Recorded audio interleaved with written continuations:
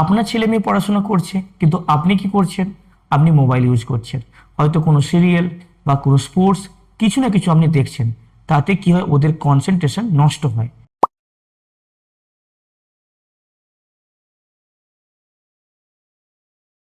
আজকের টাইমে আমাদের বাচ্চারা যারা এখন ছোট, 10-12 বছর বা 5 বছরের ছেলে মেয়েরা, তারা এতটা পরিমাণে ফোন দেখা শুরু করেছে এবং স্ক্রিন টাইম এতটা বেড়েছে, অ্যাকচুয়ালি লং টাইমে তারা নিজের ক্ষতি নিজেরাই করছে।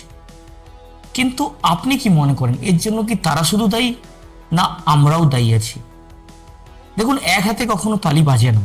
অনেক সময় দেখা যায় ছেলে মেয়ে এতটা ডিস্টার্ব করছে, তাদেরকে আমরা ফোন দিয়ে শান্ত করার চেষ্টা করি, এবং খাওয়ার সময় যদি না খায় তখন আমরা ফোন দিয়ে তা খাওয়ানোর চেষ্টা করি। কিন্তু আপনি কি জানেন আপনার ছেলে মেয়ের কতটা ক্ষতি হচ্ছে? দেখুন, ফোন আজকের টাইমে খুবই দরকার, কিন্তু কতটা দরকার বা কিভাবে দরকার বা কখন দরকার, সেটা যদি আপনি না ফাইন্ড আউট করতে পারেন, তখন আমাদের কাছে ফোনটা খুবই ক্ষতিকর।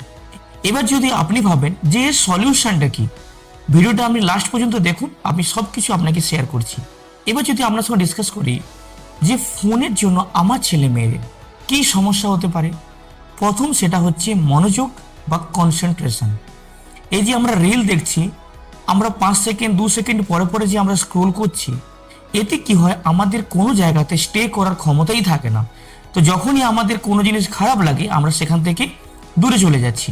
ধরো আমি ম্যাথ করছি, সেই ম্যাথটা পাচ্ছি না, আমরা সেটা বাদ দিয়ে অন্য ম্যাথটা ট্রাই করছি। এটা ভালো লাগে না, আমি এটা পড়বো, কারণ ওই জিনিসটা ওকে আনন্দ দিচ্ছে না। এবং সেকেন্ড কারণ, সব থেকে বড়, সেটা হচ্ছে ঘুমের সমস্যা। দেখুন, ঘুম আমাদের জন্য খুবই ইম্পর্টেন্স, মানে রেস্ট। কিন্তু আমরা কি করি, ইভেন আমাদেরও হয়, ঘুমোতে যাওয়ার আগে আমরা ফোন দেখি। তাই জন্য ফোনের যে রেডিয়েশন আমাদের ঘুমের ক্ষতি করে। তাই জন্য আমরা যখন সকালে ঘুম থেকে উঠি, আমরা সেইভাবে এনার্জি ফিল করি না, যেন ঘুম ঘুম পাই, কারণ আমাদের ঘুমটা কমপ্লিটই হয়নি। সো এটাও একটা বড় কারণ। তৃতীয় কারণ, ধরুন আপনার ছেলে মেয়ে পড়াশোনা করছে, যখনই কোনো ফোনে নোটিফিকেশন এলো, সঙ্গে সঙ্গে পড়া বন্ধ করে সেটা দেখতে আরম্ভ করলো। হয়তো সেটা কোনো কোম্পানির মেসেজ, কিন্তু ওই যে একবার ফোন পেয়ে গেল, তারপরে আগামী 30 মিনিট 40 মিনিট 1 ঘন্টা পর্যন্ত আবার ফোন দেখতে আরম্ভ করলো। যখন আমরা ফোন দেখার পরে পড়াতে কনসেন্ট্রেশন করার চেষ্টা করছি, কিন্তু আমি সাডেনলি 10 থেকে 15 মিনিট আমি করতেই পারবো না, কারণ আমার ব্রেন এখনো অ্যাক্টিভ আছে ফোনের জন্য।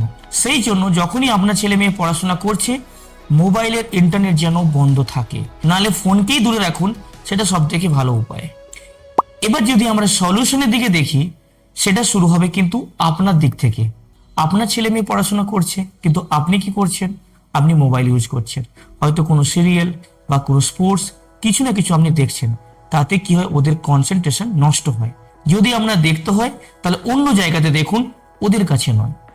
যদি ফোন আসে, যদি মনে হয় এটা ইম্পর্টেন্ট কল, তাহলে অন্য রুমে বা অন্য জায়গাতে যে ফোন ধরবেন, ছেলে মেয়ে পড়াশোনার কাছে নয়।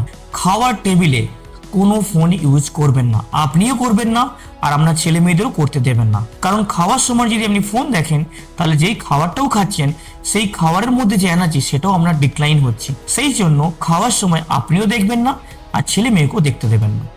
যখনই আপনার সময় হবে, তখন ছেলে মেয়ের সাথে একটু খেলতে শুরু করুন। আউটডোর গেম লাইক ক্রিকেট খেলুন, ফুটবল খেলুন, বাড়িতে চেস খেলুন, লুডো খেলুন।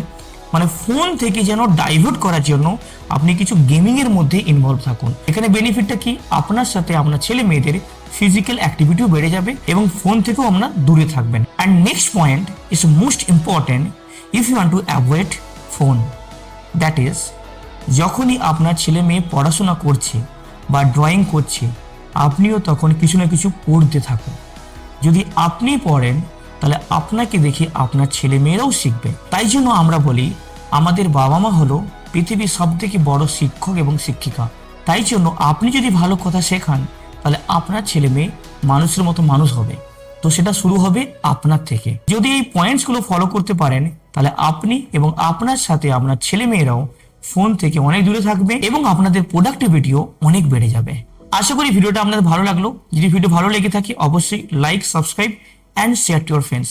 Thank you so much. জয় হিন্দ।